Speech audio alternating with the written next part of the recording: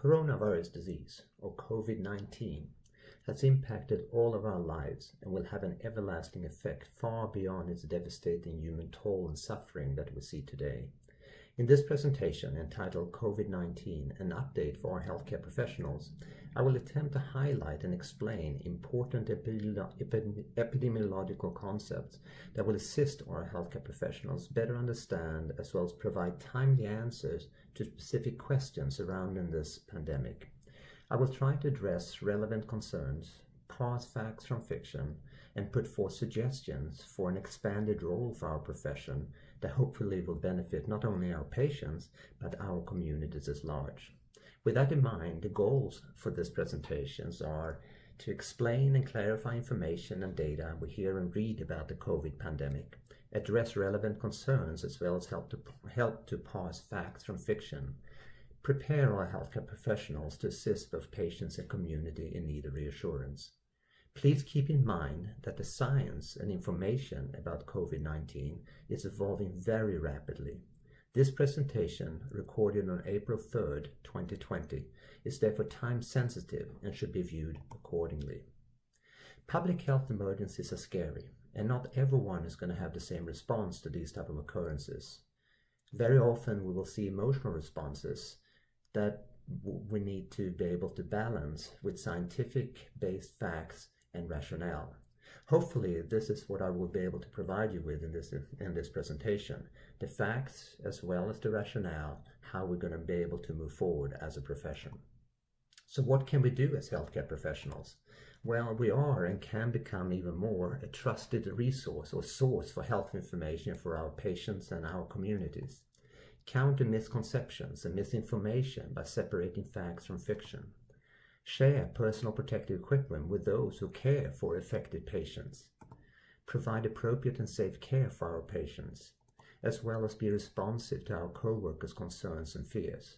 Not everyone is going to have the same response to such an occurrence as this pandemic, and we have to recognize that sometimes the responses from our co-workers may not be the same as they are for all and everyone else. We can also maybe in the future look at dental clinic as a site for testing. Testing is a key in order to mitigate the progression of this disease, meaning can we provide more sites for testings in order to test more patients in order to get a better handle on how this disease is progressing and how we can identify individuals in need of care. Maybe we can also use our clinics for mass vaccinations in the future when the vaccines become available. We obviously have both the facilities and expertise to be able to provide such a strategy to help mitigate the progression of this pandemic. So let's try to focus on a couple of definitions that are being thrown around quite a lot today. First of all, what is an epidemic? The occurrence or more cases of disease that can be expected in a given area or among a specific group of people over a particular period of time. This occurrence of disease and individuals are usually contained within a very specific area and does not progress beyond those specific areas. In this slide here, I can show some outbreaks that happen in 3 different states in the United States, Washington, Oregon, and California, and it's an epidemic because it doesn't progress beyond these contained areas. A pandemic, on the other hand, is an epidemic occurring over a very wide area, several countries or continents, and usually affecting a large proportion of the population. Examples of previous pandemics are cholera, AIDS, pandemic influenza, SARS, and now COVID-19, obviously. It might be very helpful to look at a very short timeline of COVID-19. On December 26, 4 unusual cases of pneumonia were noticed in Wuhan, China. The doctor who recognized these unusual cases reported the cases to his local CDC, Centers for Disease Control and Prevention. 2 to 3 days later, 3 additional cases were discovered, and on December 31st, clusters of 41 patients with pneumonia, all associated with the Wuhan seafood wholesale market in Wuhan, Hubei province in China, were recognized, and China at that point in time alerted the World Health Organization, WHO. On January 7th, the Chinese authorities had identified this new coronavirus that apparently was responsible for these outbreaks. 4 days later, China reports the first fatality. 4 days after that, the first case outside of China. And a week later, other countries, including the US, confirm more cases. 3 days later, on January 23rd, the Chinese authority instituted mass quarantine in the Hubei province. On January 30th, WHO declares a global health emergency. On January 31st, more international restrictions were enforced all over the world. In the US, at that time, there were restricted travels, specifically from China. And on February 2nd, first reported fatalities outside of China that occurred in the Philippines. On March 31st, at a press conference at the WHO headquarters, the Director General of the World Health Organization made the following statement. There are no more than 118,000 cases in 114 countries, and 4,291 people have lost their lives. We have never before seen a pandemic sparked by coronavirus. This is the first pandemic caused by coronavirus. So on March 31st, WHO declared COVID-19 a pandemic. So let's look at some more of the vocabularies or glossaries that we see during a pandemic. And they are important to understand, and obviously not only understand, but the implications of them as well. Quarantine restricts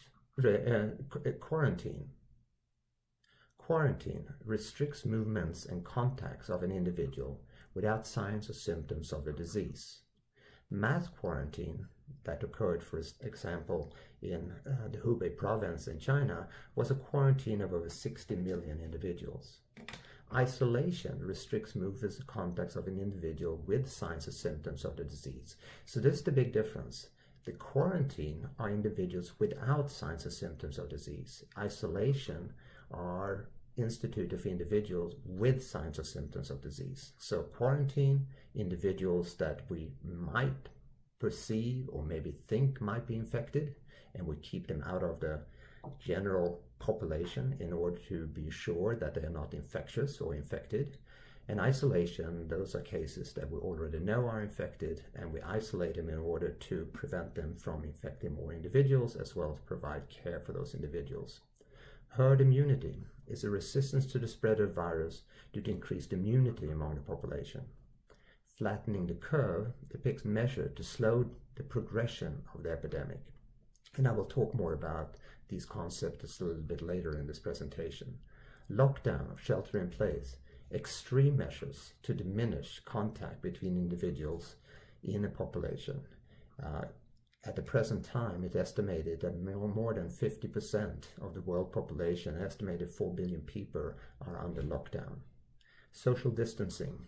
It's a strategy in order to prevent more infections between individuals, and it's defined as a distance between individuals that will mitigate aerosol transmission of a virus. In Europe, it's around 1 meter, 3 feet. In the United States, it's 6 feet or 2 meters. R0 or R0 is the reproduction number of a virus, or the expected number of individuals being infected by an infected individual. For example, an R0 of 1 suggests that the infection will start spreading. Growth rate changes in the new cases as a rate of previous cases, and I will show you more about that in a couple of slides as well. Case fatality rate, the percentage of someone with a disease that will eventually die from the infection. Now, it's important to realize that the case fatality rate is very easy to calculate. You take the number of people who have died and you divide it by the total number of people diagnosed with the disease. But obviously, as we don't know how many people actually have the disease today, because we haven't tested everyone, therefore the case fatality rate that you hear might actually go up or even go down, obviously. But we have to differentiate the case fatality rate, where again we are looking at individuals with a diagnosis of a disease, and differentiate it from something called infection fatality rate. It's similar to the case fatality rate, but infection fatality rate are the number of deaths from a disease divided by the total number of cases. And obviously that could be either estimated or actually be tested. The attack rate is another concept that people are talking about. The attack rate is the number of new cases of disease during a specific time interval as a proportion of a population at the start of the time of the interval. The secondary attack rate is also something we hear a lot about. These are the number of new cases among contacts as a proportion of total number of contacts. So it's the secondary attack rate that people are really talking about when they talk about how infectious this disease is and how it's going to progress and so on and so forth. So attack rate, secondary attack rate, two important concepts when it comes to understanding the progression of the disease or the pandemic in this case. Point prevalence, on the other hand, is the number of cases as a ratio of the population at the same point in time. It doesn't talk about how it's going to progress or what happened in the past. The only thing it will tell you, it will give you a snapshot in time on how many people are infected at the present time. Now, number of current cases is also based obviously on if we have appropriate and relevant testing of everyone in the population. That point prevalence can change depending on how we utilize testing in the future. SARS-CoV-2 or SARS-CoV-2 is the scientific name of the virus that's causing this pandemic, and SARS stands for severe acute respiratory syndrome. COVID-19 is a disease caused by this virus, and this virus belongs to the coronavirus family. This is a common virus that you find in the animal kingdom, but sometimes we see outbreaks in the communities among humans, and the two most immediate ones that comes to mind are the 2003 SARS outbreak that also apparently started in China, as well as MERS, which is the Middle Eastern respiratory syndrome that occurred in the Middle East in 2012. A zoonotic disease is an illness that originates from animals and then somehow infects humans. I'm going to speak a little bit more about that in the future as well. Modes of transmission, how virus spreads from one person to another, something else I'm going to talk a little bit more about. And then a technique that we use to look for the genetic signature of virus is something called reverse transcription polymerase chain reaction. Technically, what that technique is that we can actually identify the genetic signature of a virus. Ventilator, a machine that moves air in and out of the lungs when patients cannot or have trouble breathing. Personal protective equipment, such as masks, gloves, face shields that keep our healthcare workers from being exposed to a pathogen, something we are very aware of, obviously, in dentistry. Respirators is a type of face mask that seals around the mouth and filters out particles from the air before they breathe in. For example, an N95 respirator will filter out 95% of very small, less than 0.3 micron or micrometers or larger particles. A surgical mask, on the other hand, is a loose-fitting mask that don't filter out as many particles as a respirator. Now, there are different types of respirators, and we see different ones in the United States, in Europe, and other places in the world. Just to give you a little bit of idea of what kind of names they're being given. So all of them are really filtering face pieces, or FFP.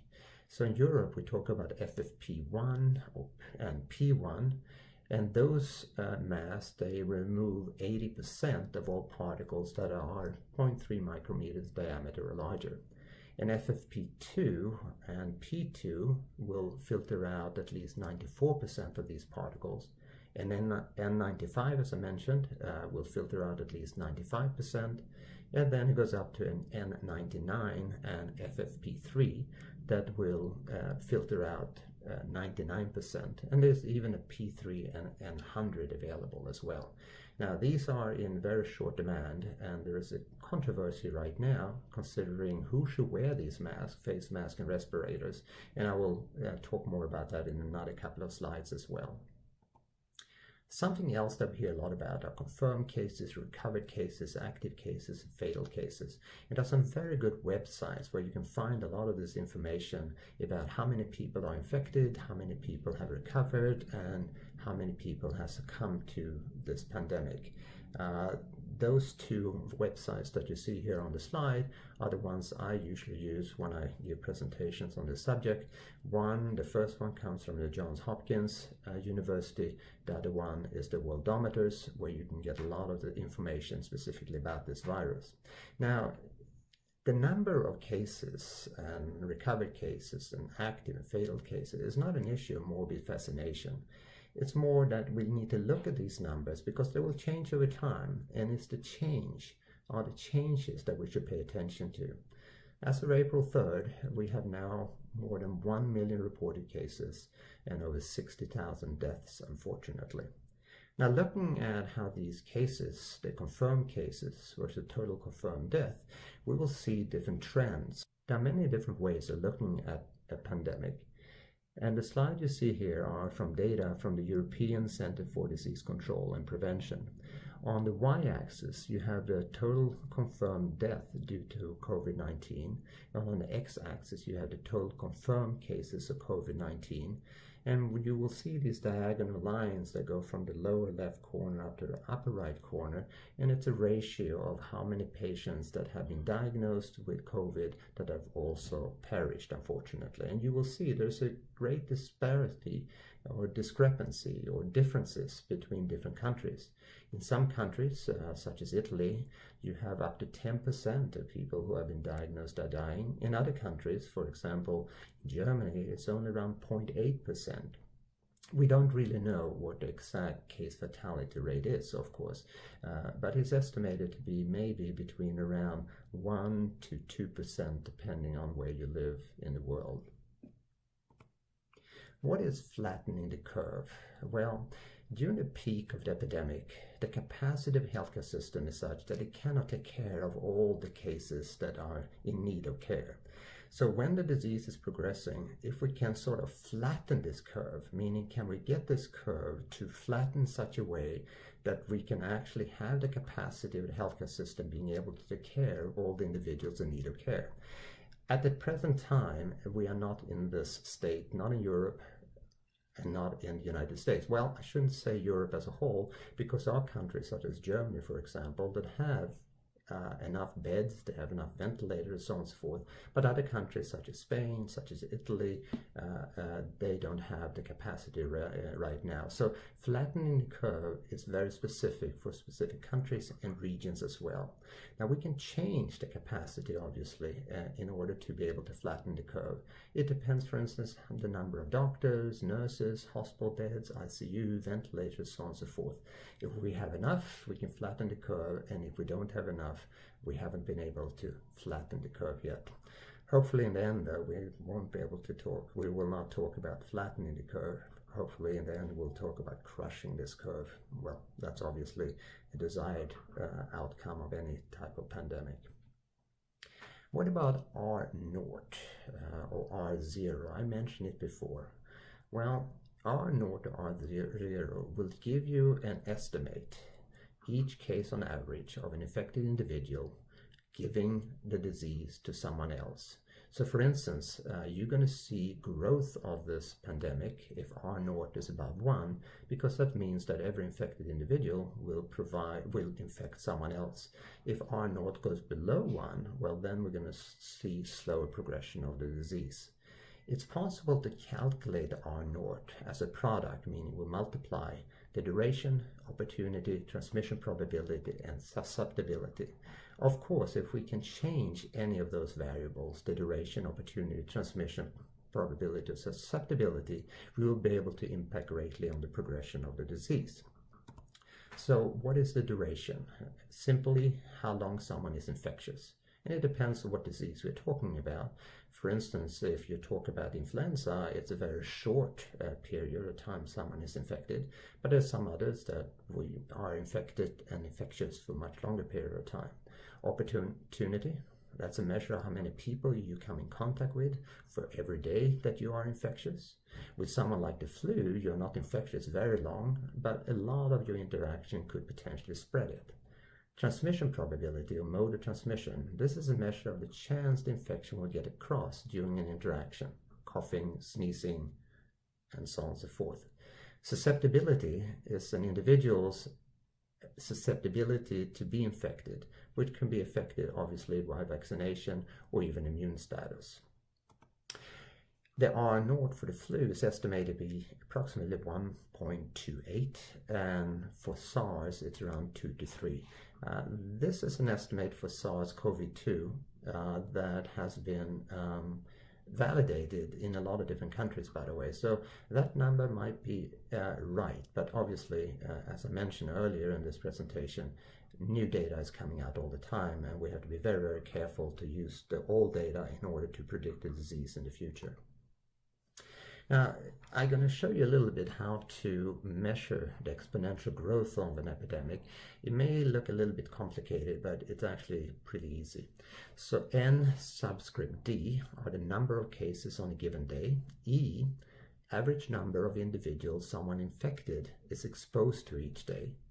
And P is the probability that each of these exposure from this infected individual is becoming an infection.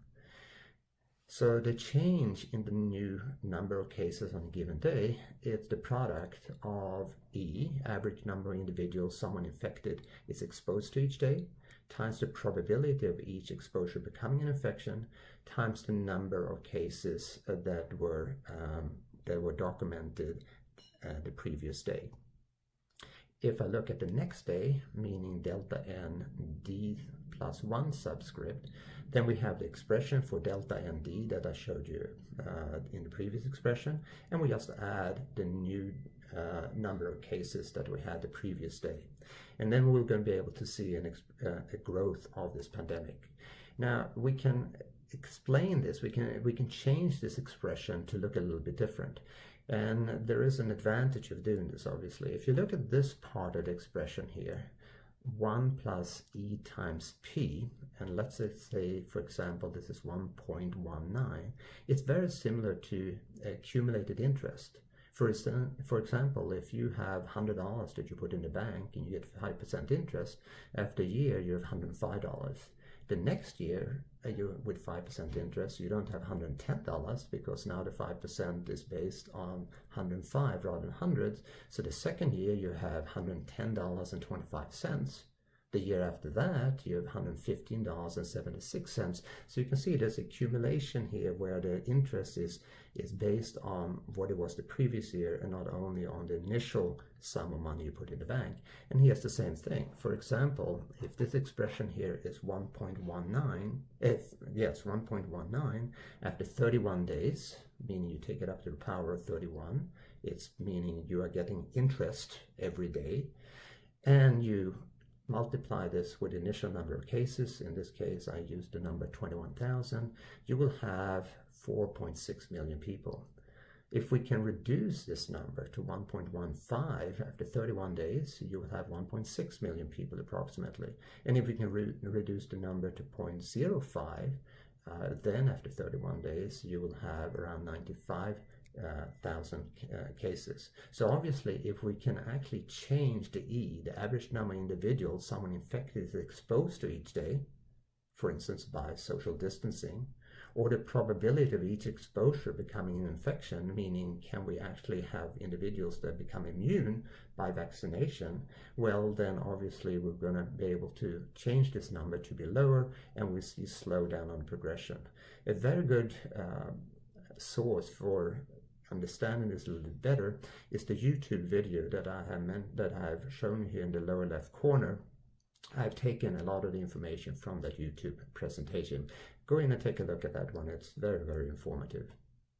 So if I look at the exponential growth here, we usually measure it or express it as a logistic curve. And this logistic curve is based on two parameters. One is the changes in the cases that we see during a day, and we divide that by the new cases of the previous day, and this is called the growth rate. Now, as you can see here, I put in something called the inflection point, meaning up to that point we're going to have more cases and the pandemic is going to continue to grow. If we come beyond this inflection point, then the pandemic is slowing down, we have less cases, it's slowing down, and eventually hopefully it's going to level out, as you see on the top of this curve. Let me give you a couple of examples here. Let's say, for example, that we have on March 3rd, 12,742 cases, on March 4th, 14,901 cases, March 5th, 17,865 cases, March 6th, 21,395 cases, and the next day 25,454 cases. You will see the change here, and I'm looking at the last 3 dates, March 5, March 6, and the day after, or whatever date we want to have afterwards. We will see that the change between March 5th and 6th was 3,530 cases, and March 6th to the next time we measure it, let's say it was March 7, is 4,059. Now the ratio between those two is 1.15, as you can see here on the right hand side. So it's more than 1, which means we have actually a growth rate of more than 1, which means we're still on the upward trend of this logistic curve. On the other hand, if the changes between March 5th and March 6th and March 6th and the next day was similar, meaning we had only 3,530 new cases, if I divide those two numbers, we have a growth factor of 1, and now I have reached the inflection point. What we want to get to, obviously, is that we're going to have less cases the next day. So here you have 3,530 cases and then 2,824 cases. Now the growth factor is 0.8. We are now on the upward trend. We are now on the upper part of the logistic curve, meaning we are slowing down the progression of the disease. There are less people getting infected every single day. And this is where we want to get to. Unfortunately, in most countries, we haven't reached that point yet. So what is a zoonotic disease? Well, zoonotic disease, as I mentioned, comes from a reservoir of viruses among animals. In this case, we think that, we know probably very accurately today, that the virus, the SARS-CoV-2, originated among bats. These bats then infected another animal, pangolin most probably, and these two animals usually don't come in contact with each other, but in these open air markets where you have live animals, these connections between different type of species of animals will enable the virus to go from one species of an animal to another species of animal. If you then have also human viruses in the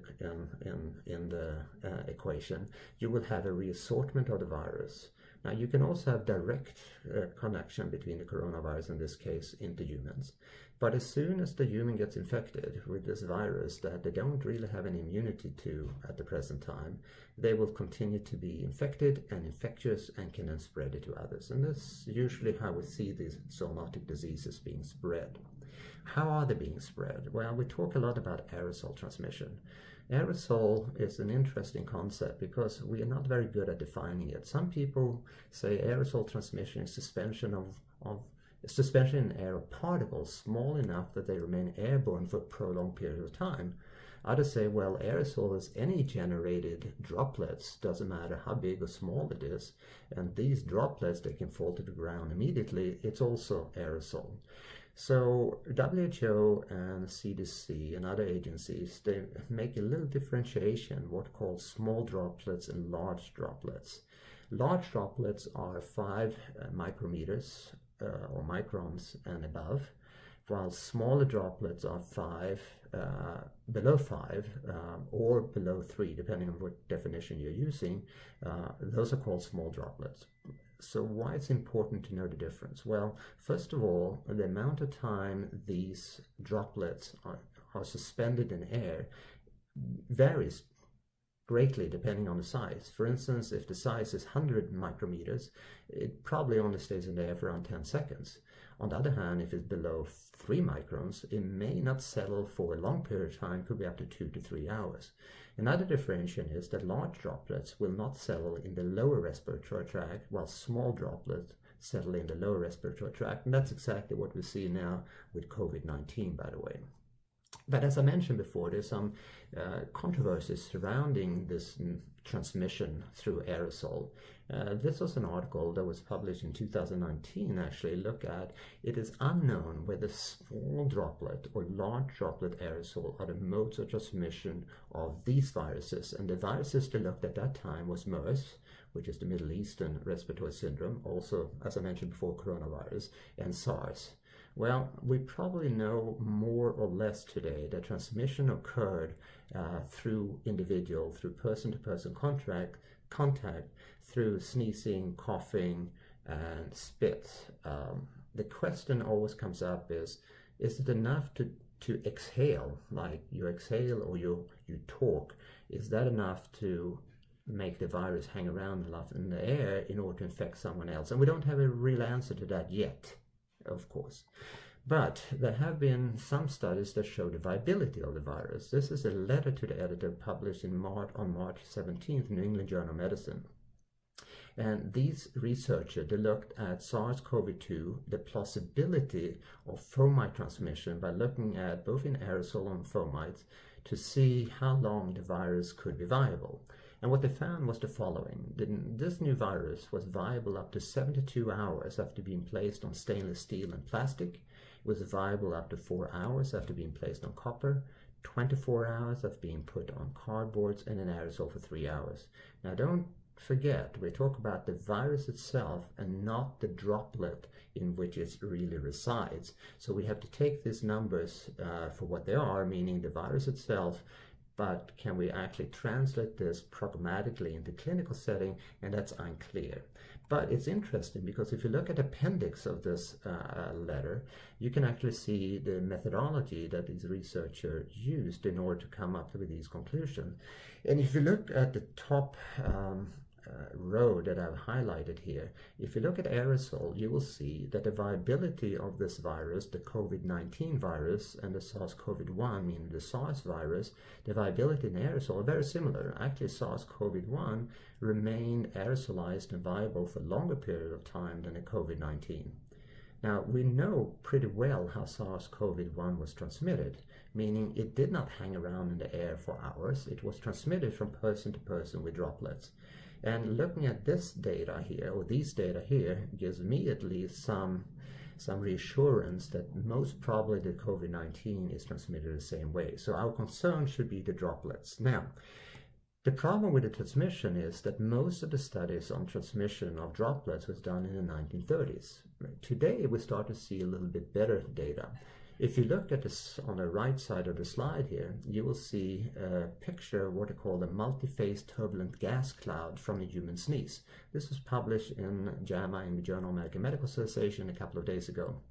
And what you can see here, which is pretty disturbing actually, is that if you look at the particles being expressed by this individual sneezing, these particles can reach a distance of 7 to 8 meters or 21 to 24 feet.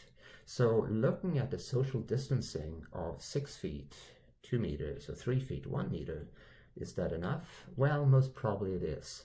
So we have to be very careful, obviously, to be able, when we try to extrapolate laboratory data such as these from clinical or real-life data.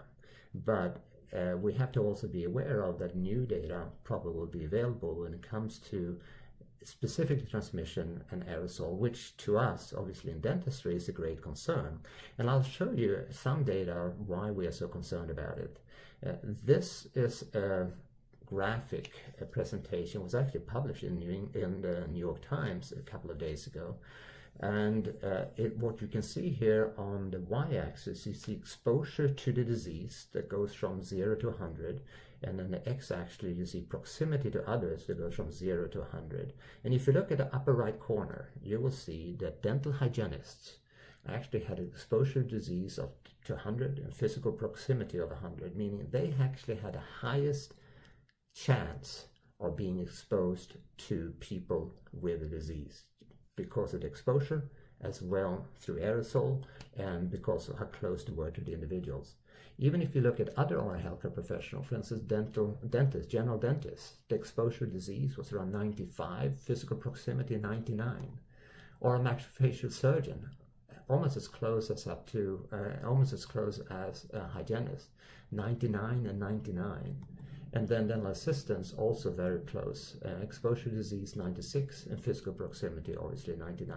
So there's no question about it that we in our profession are at very, very high risk when it comes to transmission as well as exposure to this disease. It's often very helpful to retrospectively look at what have happened in some of these outbreaks that we have more information about. And this is an article that was published looking specifically from the data from China. There were over 72,000 cases. That was as of February 11th, 2020. They looked at 44,672 confirmed cases. They had suspected cases. They had diagnosed cases in asymptomatic cases. I will go a little bit more into detail about the age distribution, the spectrum of disease, and the case fatality rate in another couple of slides. But if you look at the lower left side, healthcare personnel, this is interesting. Because of the 44,672 confirmed cases, 3.8%, or 1,716, were actually healthcare professionals. Out of those, 63,000 were in Wuhan, where the disease was initially recognized. And close to 15% of those cases were classified as severe or critical, and unfortunately 5 deaths at that time. One of those deaths were the individual, the physician that originated the initial report of this disease. It's interesting to look at the gender differentiation between confirmed cases between men and women. It's very similar, meaning it's around 50-50 when it comes to both men and women. On the other hand, more men died from the virus in this cohort than women. It's unclear if it's a gender-specific reason or could it be other comorbidities, such as in China, for example, more men than women are smokers. And what I would like to see actually would be to differentiate, for instance, men and women among non-smokers and take away that confounding confounding of smoking and see if we still see a differentiation between them. We haven't seen those type of data yet, unfortunately. Recovered, almost 90%, 87%. On the other hand, we had a death rate of around 4%, 3,245 cases, out of, at this time, 80,000 cases, as of March 19. Severity, probably around 80% of people are going to have very mild cases of the disease. Severe cases around 14%, and critical cases up to around 5% of the disease itself. But we do see a gradient when it comes to age. If you look at patients over the age of 60, you suddenly see an increase in the death rate. 60-69 here was 3.6%. On the other hand, 70 to 79 was 8%, and over 80 is almost 15%. The good news is that there are patients that are very old, that still survive. The latest case we heard of was an individual with an age of 104 that actually contracted disease and recovered and could actually leave the hospital. Another interesting curiosity that we see here is the fatality rate association with different type of comorbidities. And what we see here in this slide, again, this is from the cohort in China, is that patients with cardiovascular disease fared much worse than individuals with diabetes, chronic respiratory disease, high blood pressure, and cancer. And it could be reasons for this, and I'm going to go into a little bit more details about this in another couple of slides. I mentioned before that testing is extremely important, and the reason for testing being important is that it's a vital part of understanding the scale of the outbreak and how it's evolving, how it's progressing. We should test every suspected case. If they're positive, isolate those cases and find out who they've been in contact with, tracing those individuals within 2 days before they develop signs and symptoms, and test those individuals. And large-scale testing allows health services to quickly identify who has the disease and arrange for them to receive the care needed, as well as isolating known cases that prevents them from coming in contact with others and slow the rate of their progression. But testings are not 100% reliable, and there are many reasons why tests might fail. The patient may be in an early stage of disease with a viral load that is too low to be detected. The patient may have no major respiratory symptoms, so there could be a little detectable virus in the patient's throat and nose, meaning the sample could not be enough.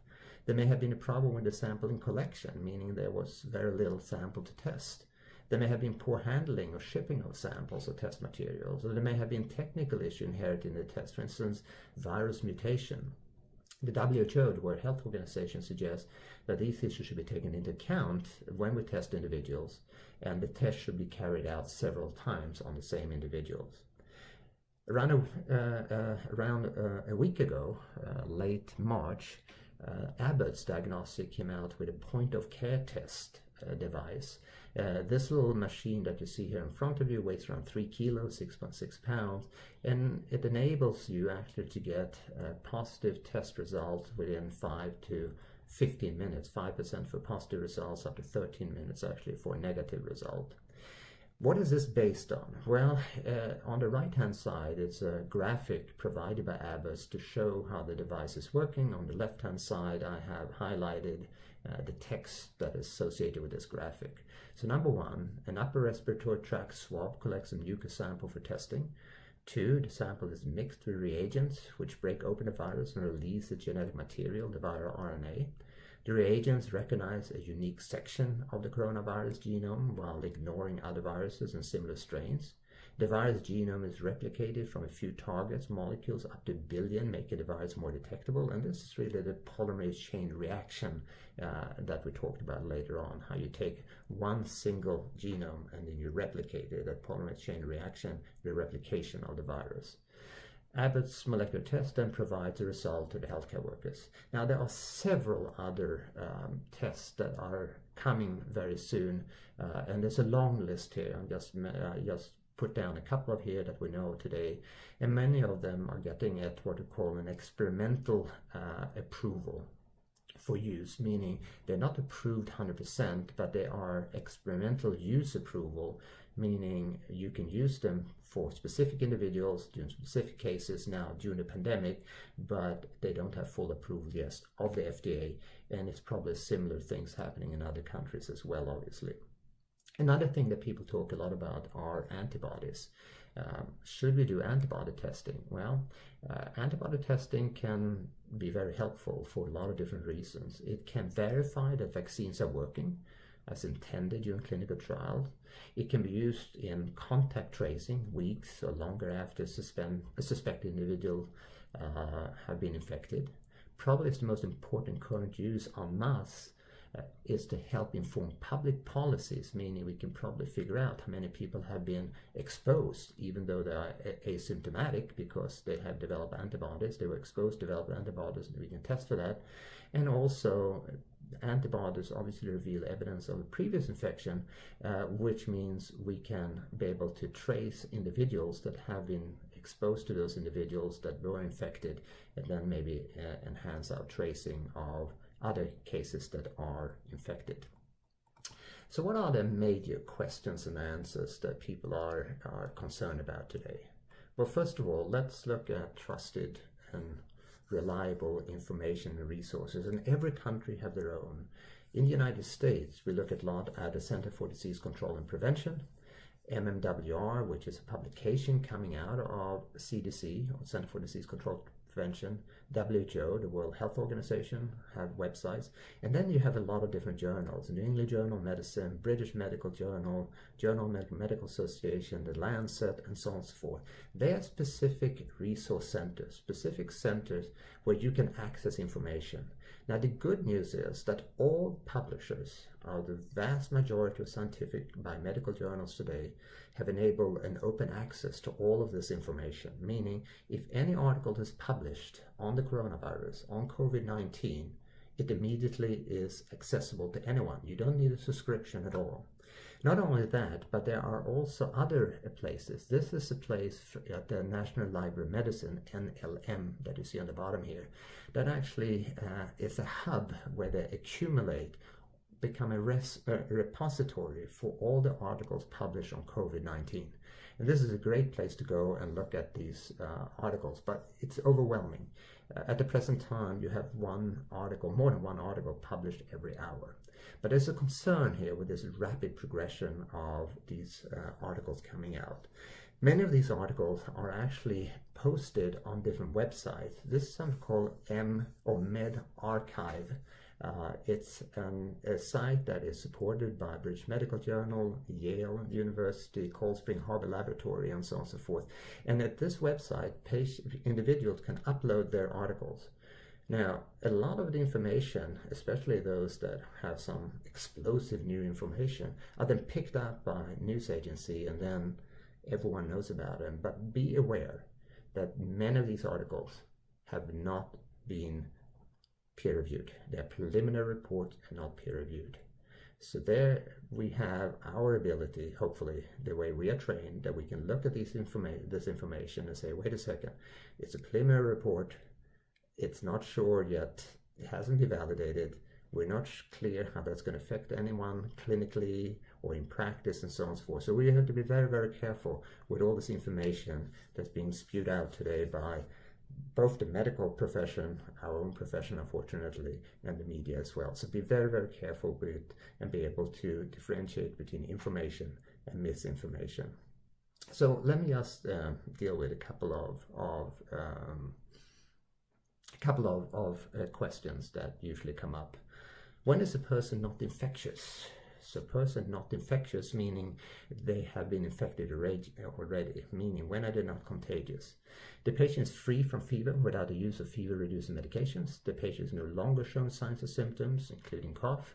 The patient tested negative on at least 2 consecutive respiratory specimens collected at least 24 hours apart. Now, these are individuals that have already been infected. Could someone spread the disease before they show signs and symptoms? And the answer is yes. We know much more today than we did only a couple of days ago. This is a New England Journal of Medicine article that came out on March 26. German researchers here looked at 126 people that came from Wuhan to Frankfurt, and they screened these individuals for the virus. And 114 of these individuals had no signs or symptoms. Yet 2 of those individuals were later found to have evidence of the virus in throat swabs. So here you had asymptomatic individuals that still had positive specimens coming out of the throat swabs. And these individuals didn't develop any signs or symptoms later on either. Another case, but it was published actually earlier, was a case of a businessman in Germany who had been exposed to a business colleague that later on went back to China.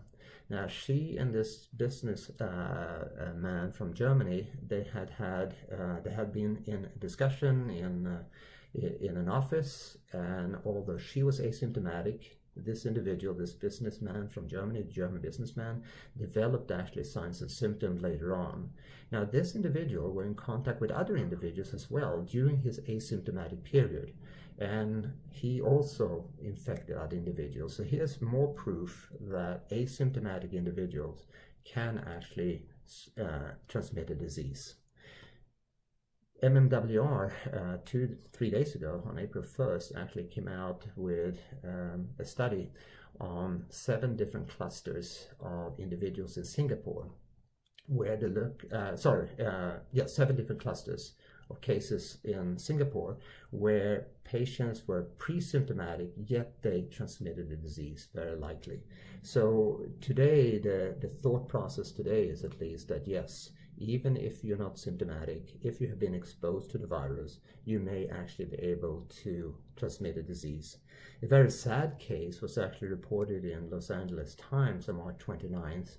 Here you had 60 individuals that participated in choir practice.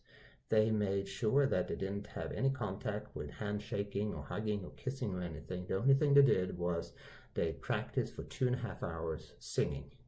Unfortunately, 3 weeks later, 45 out of these 60 individuals were diagnosed with COVID-19, and unfortunately, 3 of them have been hospitalized and 2 were dead already on March 29th.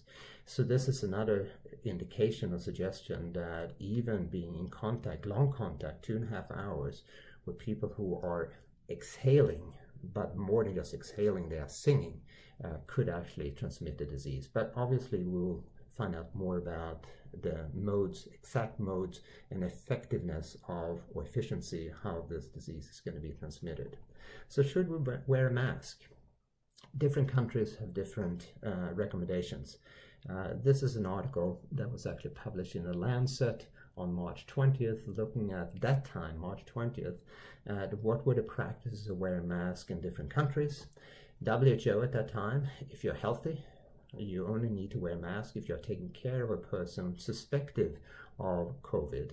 In China, they divided patients into moderate risk of infection and those individuals should use surgical disposable masks for medical use. Low risk of infection, disposable mask for medical use, and then low risk, do not wear a mask at all. So this is how the recommendation came out in China, and those are individuals, and Chinese authorities obviously have most experience with, at that time at least, had most experience with COVID-infected individuals. Hong Kong, wear a surgical mask when taking public transport or staying in crowded places, otherwise not. Singapore, wear a mask if you have respiratory symptoms. Japan, it might help avoid catching droplets emitted from others, but if you are in an open air environment, the use of face mask is not very efficient. In the US, the CDC at that time did not recommend that people who are well wear a mask. So this again was reported on March 20th, today, April 3rd.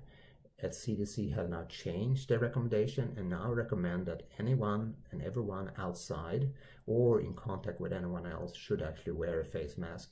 And we're not talking about respirators, we're talking about surgical masks. In the UK, the statement is very little evidence of widespread benefit for using masks. And in Germany, wearing a mask in situation it is not recommended to do so because it creates a false sense of security. And also, one of the other concerns is obviously that if we don't have enough of these masks, we are going to actually diminish the ability, or we're not going to enable individuals that actually treat these patients to get the masks that they need. Is it safe to use NSAIDs? Where is this coming from? Well, it's based on, at least in part, on a recent article published in Lancet that hypothesized that NSAID could increase or upregulate angiotensin-converting enzyme 2. So we know that the severe acute respiratory syndrome coronavirus, such as SARS-CoV-1 and SARS-CoV-2, bind to the target through the ACE2, through the angiotensin-converting enzyme number 2. And it's present in the epithelial cell throughout the body, including the lungs. So people are saying, well, if that's the case, an NSAID could actually theoretically at least increase or upregulate ACE2, should we avoid using NSAIDs because of that reason? Again, different in different countries. In France, as well as in the UK, there are recommendations not to use NSAIDs. In the United States, at least as of today, there are no recommendation not to use NSAIDs, but if you should use NSAID, it probably will be prudent to use naproxen sodium and ibuprofen. Now, this again is an example of an article that was published very quickly without sufficient peer review, was picked up by authorities and said, okay, if this is the case, if this could be the case, we need to come out with recommendations. Obviously, this type of information need to be validated scientifically before we can put in real recommendations. But this is the rationale behind some countries suggesting that we shouldn't use NSAIDs. Are there any ongoing trials to treat COVID? Yes, there are. At the present time, more than 69 drugs, as well as plasma, obviously, are being used, or plasma from individuals that have recovered from COVID are being used in order to treat COVID patients. WHO actually launched on March 22nd a large trial called Solidarity. In this trial, they actually used a drug combo that includes medications that were used against HIV or are used against HIV, such as ritonavir or lopinavir, with or without interferon alpha. A malaria treatment first tested during World War II, which is chloroquine or hydroxychloroquine, and a new antiviral whose promise against Ebola fizzled out very quickly. And now they're trying this medication against patients with COVID instead. These medications, they use specific areas when it comes to the virus itself. For instance, the antibody detachment. Some other medications prevent endocytosis, translation, proteolysis, or RNA replications. Answers to what I call facts in quotation marks, meaning misinformation. Well, there are a lot of this misinformation, unfortunately, out there. SARS-CoV-2 cannot be transmitted in areas with hot and humid climates. We don't really know, but most probably it does not mitigate, meaning most probably the climate does not mitigate progression of disease, which goes both for cold weather and hot weather. The humidity may actually have some impact on transmission of disease, but we don't know enough about it yet. Taking a hot bath prevent COVID-19? No, it does not. SARS-CoV-2 can be transmitted through mosquito bites. No, it can probably not be it cannot be transmitted that way. Hand dryers are effective in killing SARS-CoV-2. No, there's no evidence for that. Spraying alcohol or chlorine all over the body will kill SARS-CoV-2. No, there's no evidence for that either. Vaccines against pneumonia, such as pneumococcal vaccine or Haemophilus influenza vaccine, provide protection against the coronavirus. No, there's no evidence for that either. There's evidence that regular rinsing the nose with saline has protected people from infection with this new coronavirus. No, there's no evidence for that either. Antibiotics should be used as a means of prevention or treatment of COVID-19. No, antibiotics, they work against bacterial infection, not viral infection, obviously. Now, they could be effective when it comes to comorbidities, but that's about it. There are already specific medicines recommended to prevent or treat COVID-19. No, there are none. There's a vaccine for COVID-19. No, there's no vaccines available yet. There's evidence from the current outbreak that eating garlic has protected people from SARS-CoV-2. No, there's no evidence for that either. You can protect yourself from COVID-19 by swallowing or gargling with bleach, taking acetic acid, steroids, or herbs, or using essential oils, salt water, ethanol, other substances. No, there's no evidence for that. And the virus was deliberately created or released by people? No, there's absolutely no evidence of that either. And lastly, ordering or buying products here from China will make a person ill? No, there's no evidence for that either. Unfortunately, there are a lot of websites that promulgate a lot of false information. And there are an enormous amount of these websites in the United States, but just because they're in the United States doesn't mean that anyone outside the United States cannot access them. So these are just some of the websites that I found that emanates from the United States, and they are really, some of the information out there is really scary, and there are really more conspiratory ideation, meaning there's conspiracy theories that are being promulgated on many of these websites, unfortunately. There are also these websites, obviously, in the United Kingdom, France, Italy, Germany, and other countries as well. There are also scams going on out there, unfortunately. This is an email I received where I could download a free ebook on COVID-19. Now you can see two things here that you should be aware of. Number one, coronavirus is corona dash virus. That's not the way coronavirus is being spelled, specifically not by WHO.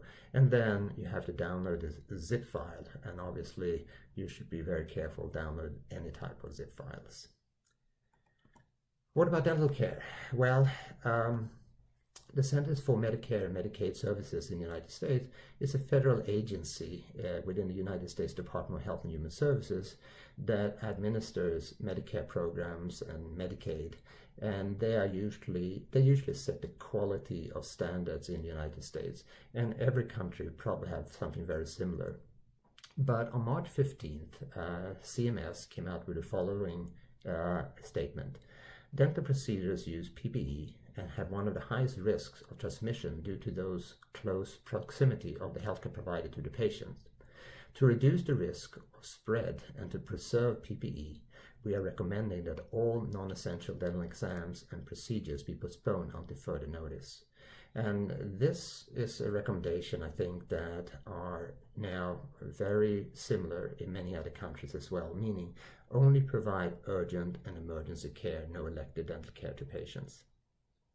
Center for Disease Control here in the United States are coming out with specific recommendations for dental settings, and other countries will have their own specific guidelines, as well as regions, as well as WHO.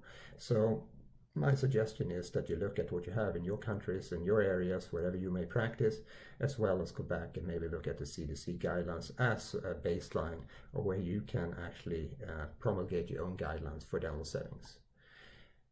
The American Dental Association very early on came out and differentiated between dental emergencies and dental urgencies.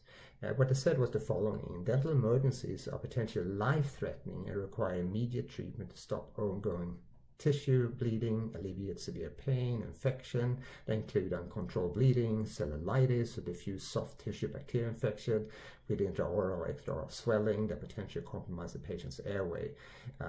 Urgent care, on the other hand, are the normal type of emergencies that we see in a dental setting. Patients coming in with pain, patients coming in with a little bit more bleeding. There could be a pulp inflammation, pericoronitis, third molar pain, and so on and so forth. So at least in the United States today, the recommendation is only dental urgent care and emergency care, no elective dental care. Disinfections is something that we need to use when we have treated these patients. The question is disinfections enough? And the answer today at least is yes. There are disinfecting areas from where you have treated a patient is enough, because these droplets, they fall to the ground fairly quickly, and you can then disinfect the area surrounding the patient, and you can then seat another patient. As far as we know today at least, there is no virus that is suspended in the air for hours, meaning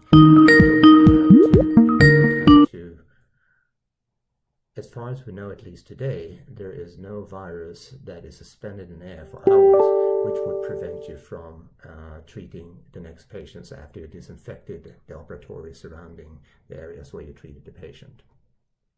What type of disinfectants can be used? There are a lot of lists. This is from the United States, from the Environmental Protection Agency, or EPA.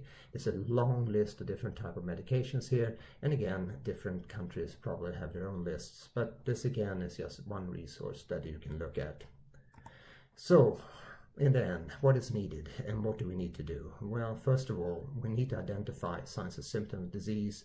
We need to be able to test individuals in order to get a better handle on this pandemic. We need to do rigorous contact tracing, find individuals who are infected. Maybe they are having fevers, or maybe they're even asymptomatic. Isolate and or quarantine in order to stop discrete outbreaks. Social distancing, it's something that seems to be working very well. Travel restrictions, we have today both international and domestic travel restrictions, and these restrictions are going to change during the progression of disease, obviously. Lockdown, shelter in place, as I mentioned, more than 50% of the world population today is under lockdown, most probably. We need to be able to increase the mass production of personal protective equipment. We need to be able to retrofit hospitals. We need to get more ICUs, intensive care units, more ventilators, and other equipment that is needed to treat these critically ill patients. Unfortunately, there are many hospitals now that prioritize treatment. They make decisions on who should get care and who shouldn't, because they don't have enough ICUs or ventilators for every patient. And we need to obviously focus on development of therapeutic and preventive medication. But probably the best advice I can give you is let the expert do the talking, especially when it comes to medical claims that are not supported by solid evidence. And with that, I thank you for your attention, and hopefully I was able to clarify some of the concepts that you hear, as well as answer some of the pertinent questions that you might have.